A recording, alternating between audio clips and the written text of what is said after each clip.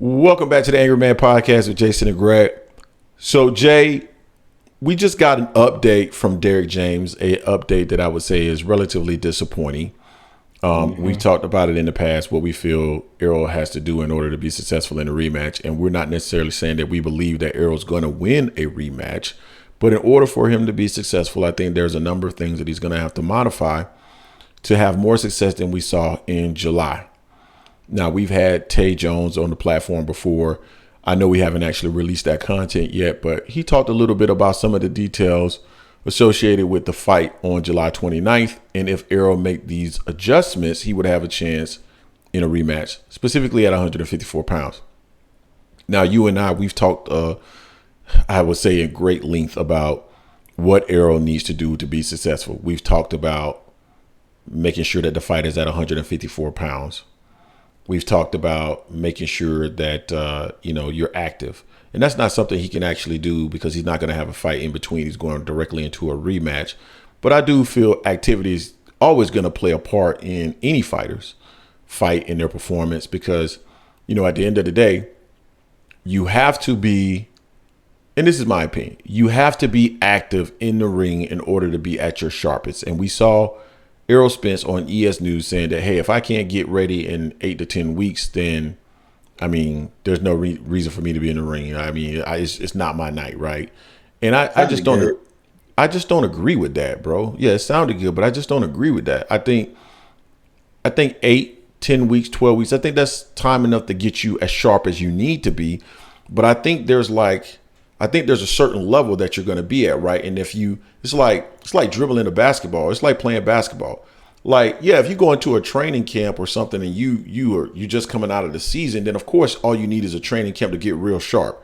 But if you Michael Jordan, you coming back in 1995 and you ain't been playing in 18 months, I don't give a damn how good you are. You're not going to be able to just step in with, a few weeks of training and be back at the level that you need to be. It just requires more. So I want to play this clip very quickly from Derrick James because this is the disappointing part of what we heard. And I want to speak to this specifically because you and I have talked about this and why we believe that this is necessary. And apparently it's not occurring. So let me play this clip quickly, Jay. For me. Man, Errol Spence, we keep hearing the rematch clause. I talked to Terence last week. He said, they're still negotiating weight, things like that. I know it's kind of, I was going to say, no, it's not really your thing, but is Earl back in the gym? Is he kind of working things out? He's not back in the gym, but he's back on, his mind is right. So it matters, So Jay, that was the comment. This was directly after the press conference today for Ryan Garcia. And that's one of the things that you and I talked about, like that competitive edge that I know that you have and that I have.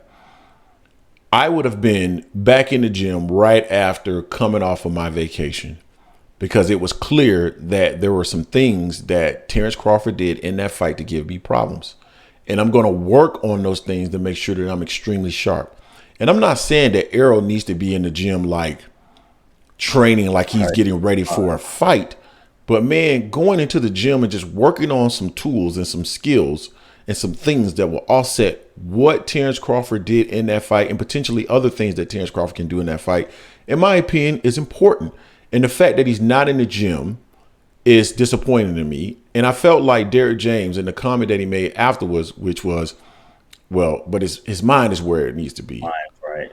Like, Yeah. Are you saying that his mind wasn't right on July 29th? Like, what are you saying when you make that comment? So it's a disappointing update for me. And it just makes me feel like some things are just not quite right. And it's no knock to Errol. I love Errol. He said that Errol, the news that Errol was leaving him is false news. He also said that, AJ wasn't going anywhere. And now we see that AJ is with Ben Davis. And I believe they specifically asked him about Ben Davis at one point as well, but I can't remember that specifically. So I could be wrong there. But I don't think AJ is going to end up back with Derrick James because it just doesn't make any sense to go 2 fights, then go with another trainer, and then go back. You need to build that level of consistency with the trainer. So, Jay, what's your thoughts on that, man? To me, that's disappointing. Yeah, it's very disappointing. To tackle the last part about AJ, he said that was just temporary because he just couldn't go back and forth to where AJ was at. to train them. So he said they'll be back pretty much. To my understanding, they'll be back after this fight here. I But don't I get don't it. like the one fight rentals as far as training goes. I don't like that at all. But yeah, that picked up on when Derek said, yeah, he's not trained. Then when they asked him how he's trained, he's like, no. And that's the first thing. As soon as I heard that, I just like, I just got down. I was like, damn. I'm like, he's not training. He don't have to be doing extensive training, but he should be doing something to work on his skill, work on his things that he was deficient on the best to his ability.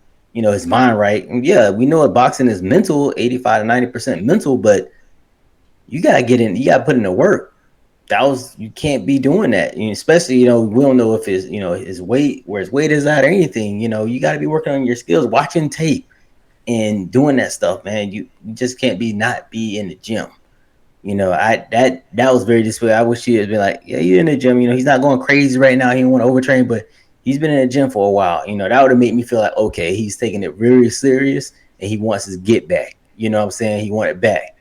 But now I'm just like, man, I know they probably won't be fighting for probably till like February or March, hell, maybe even April, but that's a long extended layoff.